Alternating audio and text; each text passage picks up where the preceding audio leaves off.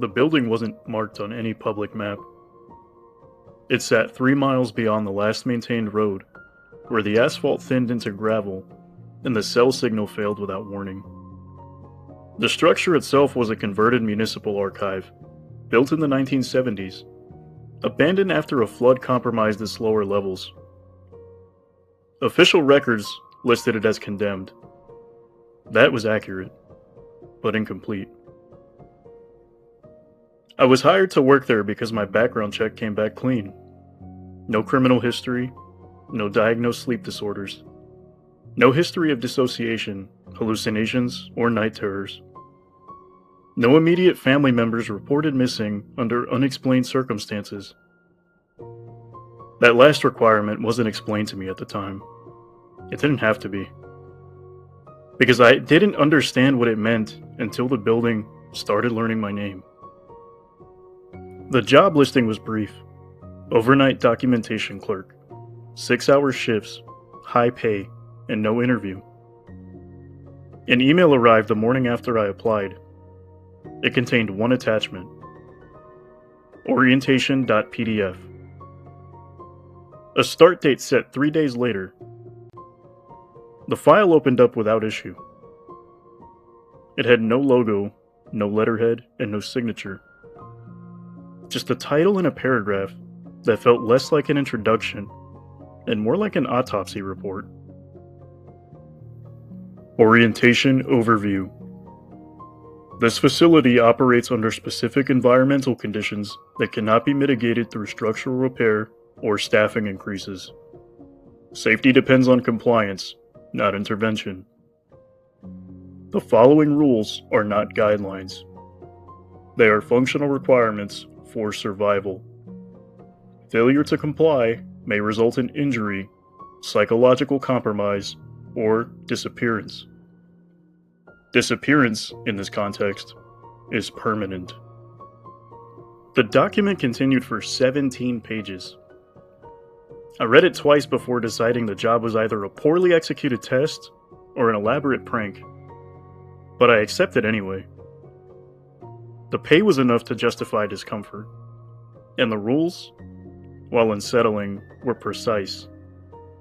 They didn't rely on superstition or vague warnings. They read like procedural safeguards. That was what made them difficult to dismiss. Because you can laugh off a ghost story, but you don't laugh at something written like it already happened. Rule 1. Arrive before 11:40 p.m. If you arrive later, do not enter the building.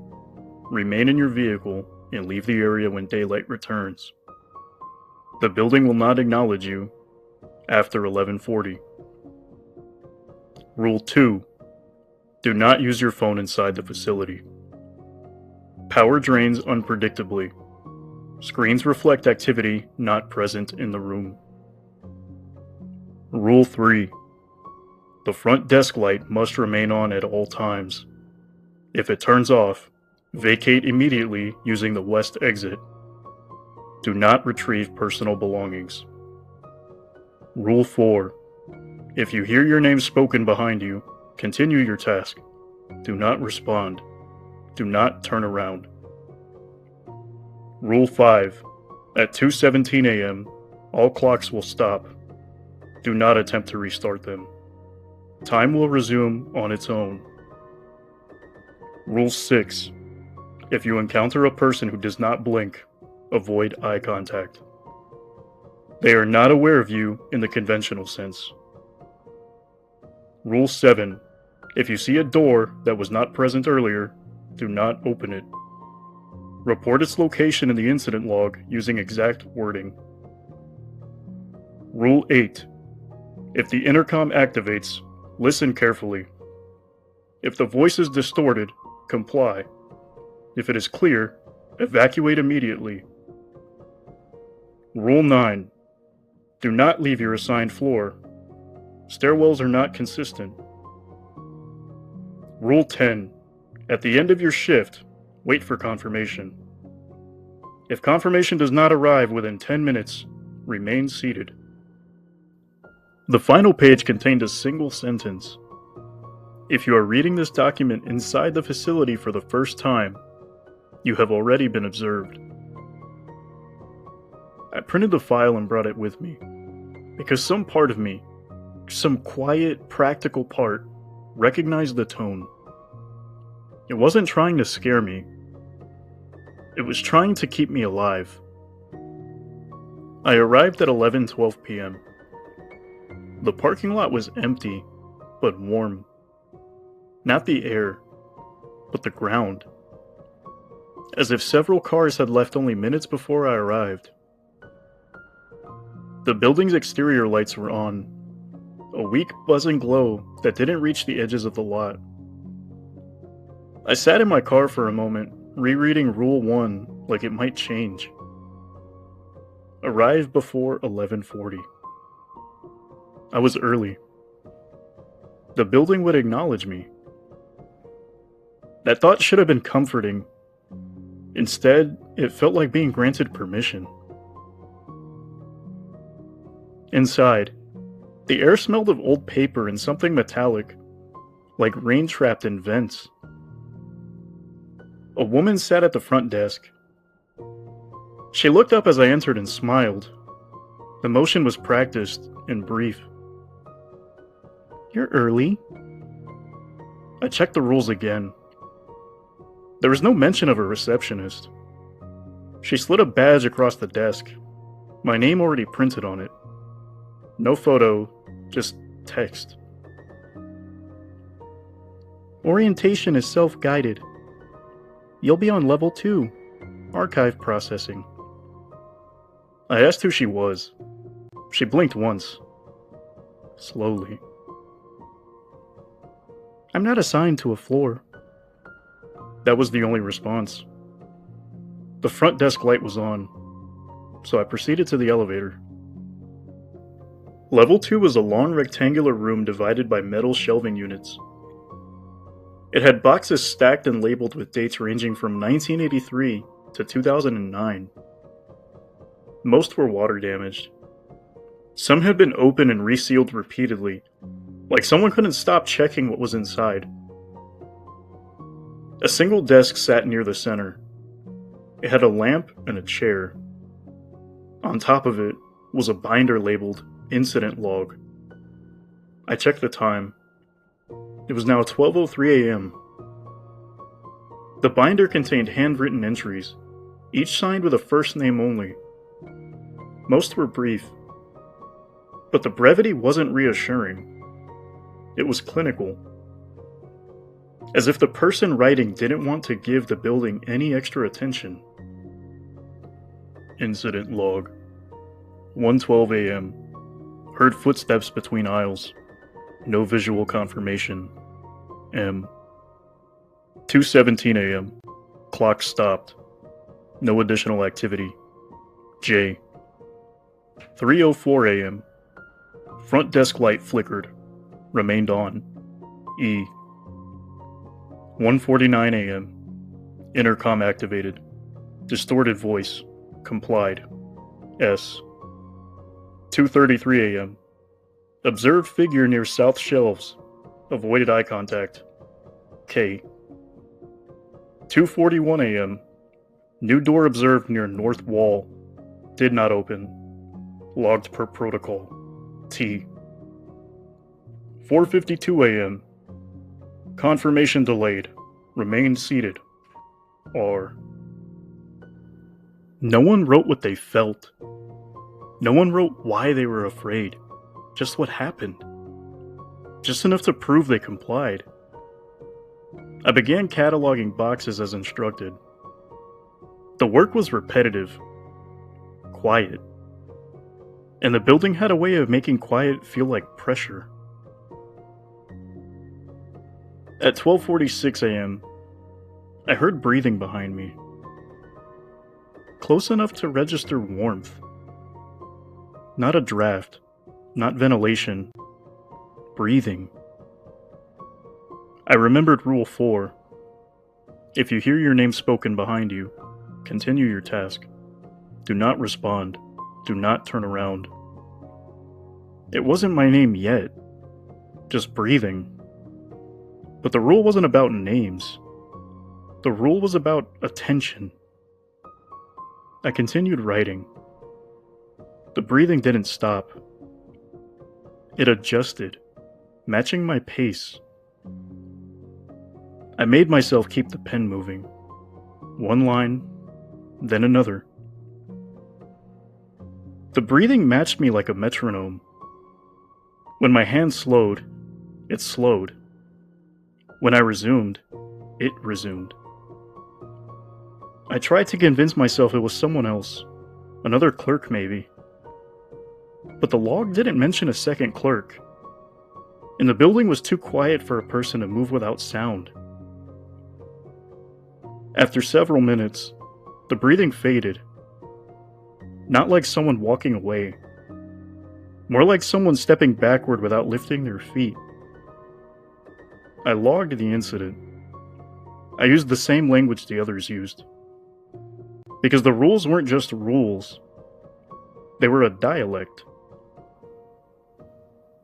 At 1:51 a.m., the intercom activated. Static filled the room, followed by a voice. Clerk on level 2, please confirm your position. Rule 8. If the voice is distorted, comply. I stated my location. Remain seated. Do not acknowledge peripheral movement. I complied. From the corner of my vision, something shifted between the shelves. The movement was vertical, not horizontal, like a shape standing up incorrectly. I kept my eyes on the desk lamp.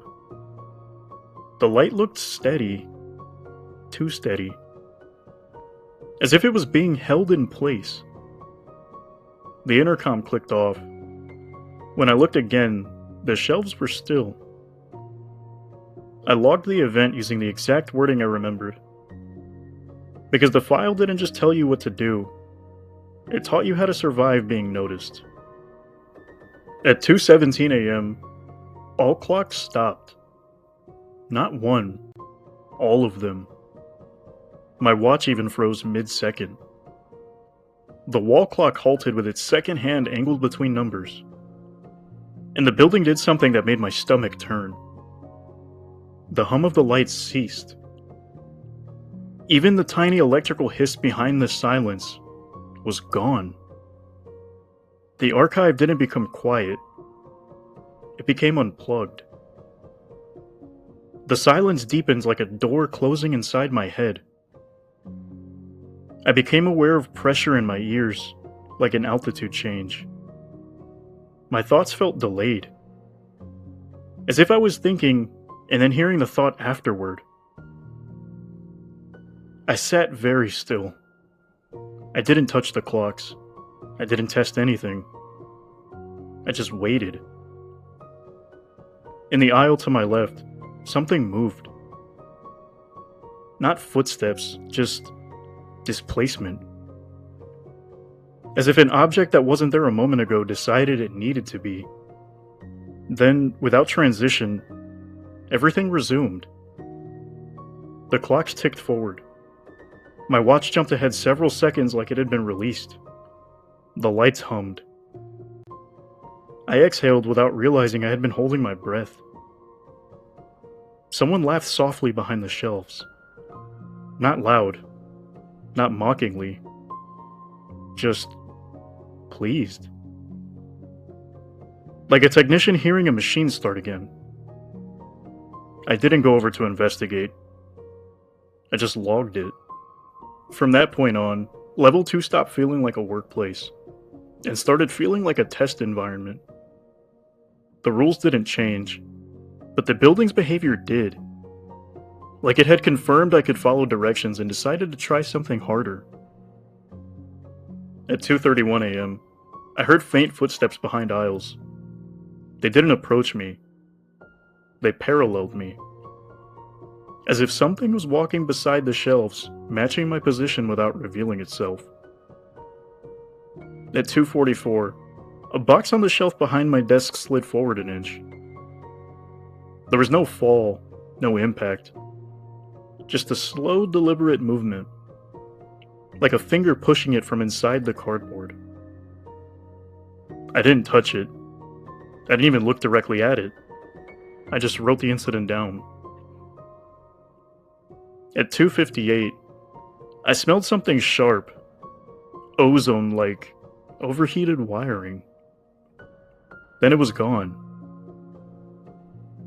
At 3:07, I noticed the desk lamp's light didn't spill the same way. The edges of the light felt wrong. Not dim, not flickering, just as if the darkness was pressing back. And then at 3:11, I noticed a door along the north wall. Metal, unmarked, and slightly ajar. It had not been there earlier. That wasn't a feeling. That was a fact. The wall had been empty concrete. Now there was a door, perfectly fitted, like it had always been part of the building's design. Rule 7. If you see a door that was not present earlier, do not open it. Report its location in the incident log using exact wording. I stood slowly. Not because I wanted to approach. Because I needed to verify its position accurately. The closer I got, the colder the air became. The door wasn't emitting cold like a draft. It was removing warmth. As if the space behind it did not share the same temperature rules as the room we were in. I stopped several feet away. I didn't peer inside. I didn't touch the handle. I turned back and wrote the location in the log exactly. As I finished, the door closed on its own. No slam, no click. It shut like a careful person pulling it inward. There was no sound of impact. When I looked back, the wall returned to an unbroken stretch of concrete. No seam, no frame, nothing. But the entry in the log did not disappear. That detail mattered. Because it meant the building wasn't trying to convince me I imagined it. It wanted it documented. My shift was scheduled to end at 5 a.m. At 4:57, the intercom activated again. This time, the voice was clear. "Thank you for your work tonight. You may leave." Rule 8. If the voice is clear, evacuate immediately. I stood so fast the chair scraped. I didn't shut the binder. I didn't turn the lamp off. I went straight for the west exit. Because Rule 3 wasn't a suggestion. The front desk light must remain on at all times. If it turns off, vacate the building immediately using the west exit. I moved quickly, but not running. Running felt like the kind of attention the building liked. In the lobby, the receptionist was no longer there. The front desk light flickered, stayed on, flickered again, stayed on. I didn't stop to look for her. I didn't call out. I left. Outside, dawn was already breaking, as if the building had spit me out into the wrong time. My phone powered on without issue, and I drove home without incident. I considered not returning. Then I checked my bank account. The payment had already been deposited. The memo line read, "Confirmed." I returned the next night at 11:18 p.m. The parking lot was empty again. It was warm again. The exterior lights were on again, and inside, the receptionist was present again. She smiled like we were continuing a conversation. "Observation period continues." I didn't respond. On level 2, the incident log contained a new entry, written in ink that had not fully dried. 4:59 a.m. Clerk followed evacuation protocol. Suitable for continuation. It was signed with my name. But I didn't write that. I sat down anyway, because the rules don't give you a way to quit. They only give you a way to leave alive. The second night started like the first. Catalog boxes, write labels, record discrepancies. But the building stopped waiting for me to notice things. It began placing them where I couldn't avoid noticing. At 12:22, a box labeled 1996 Municipal Complaints was already open on my desk. I had not brought it down. The flaps were folded back neatly, like someone had prepared it for me. Inside were files wrapped in rubber bands. Each file had a name. Not mine, but different names. Some with dates beside them, some with nothing. One file had a stamp across the front. Resolved. I didn't open it. I closed the box and returned it to the shelf. When I turned back, the box was open again. Same files, same stamp. As if the building hadn't moved it. As if it had never left my desk. I wrote a single line in the incident log. 12:22 a.m. Box relocated to desk. Returned. Reappeared. Signed with my first name. I didn't add emotion. Emotion felt like a breach. At 12:46, the breathing returned. Closer this time. Directly behind my head. I continued writing.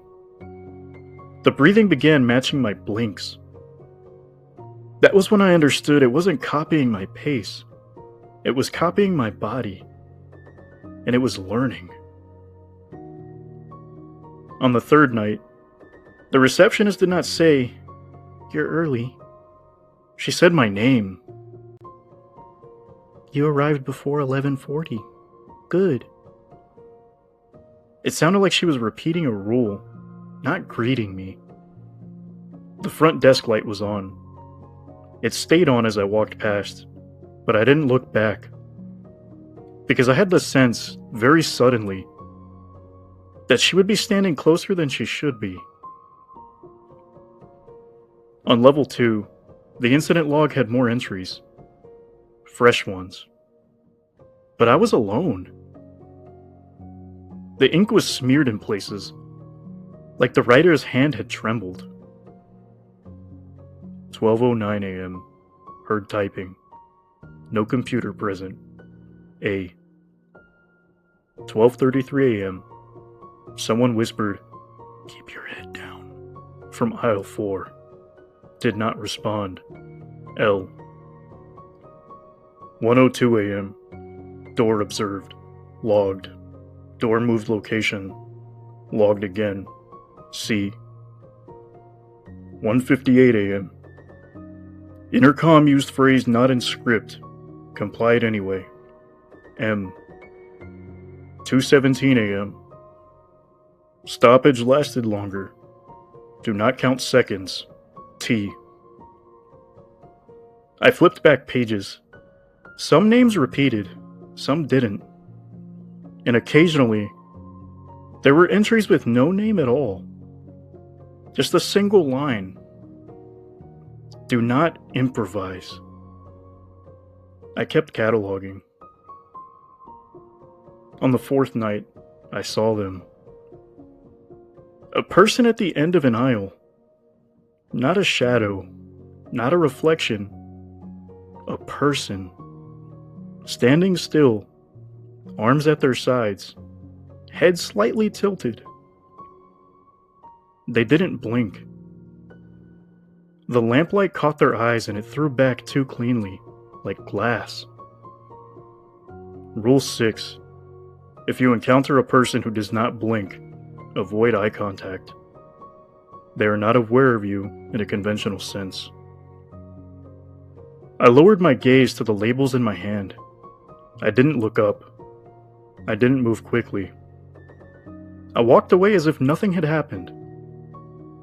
Behind me, I heard a soft sound that wasn't footsteps. It was the noise paper makes when a stack of pages settles. When I reached the desk, the incident log was open to a page I didn't turn to. A blank page. A pen placed on top. Like it was waiting for me to contribute. I wrote, at 1:41 a.m., non-blinking person observed at end of aisle. Avoided eye contact. When I finished, the pen rolled away slowly, all on its own, until it stopped, pointing toward aisle 4. I didn't follow it. On the 5th night, the intercom activated more than once. Sometimes the voice was distorted. Sometimes it was almost clear, like it was tuning itself. Clerk on level 2. State your position. I complied. Remain seated and do not look at the shelves. At 4:58, it spoke again. You may leave now. I left immediately. I didn't wait to see if the front desk light flickered, because the last time I heard a clear voice, it felt like the building was trying to escort me somewhere I didn't want to go. Outside, the building lights were off for the first time. That detail mattered later, because it meant the building had stopped pretending. On the 6th night, I heard my name spoken behind me. Clear, direct. Not distorted, not whispered. Like someone standing inches from my ear. Rule 4. Continue your task. Do not respond. Do not turn around. I kept writing. The voice waited. Then it sighed. Not angry. Disappointed. As if I had missed a cue. Then it said my name again, but softer. Like it was trying a kinder approach. I didn't turn around, and the breathing returned. The warmth returned. And for the first time, I felt fingertips hover over my shoulder without touching. Like it was learning where my reflexes lived. I logged it. Rule 9. Do not leave your assigned floor. Stairwells are not consistent. I didn't use the stairs, but I could hear them sometimes. From behind the walls. A hollow vertical space that didn't match the building's layout. Footsteps going up. Footsteps going down, but never arriving. And sometimes, a soft rhythmic sound, like someone tapping a handrail as they descended. Always stopping at level 2.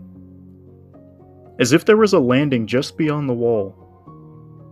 As if something was waiting at that door that wasn't there. When the orientation file updated, it didn't announce itself. The next night I arrived, the receptionist slid a fresh printout across the desk without a word. The paper was warm, fresh from a printer that I hadn't seen. I took it upstairs with me. On level 2, before I began work, I read the new page. A new rule had been added. Rule 11. Do not read amendments aloud. They are not written for you.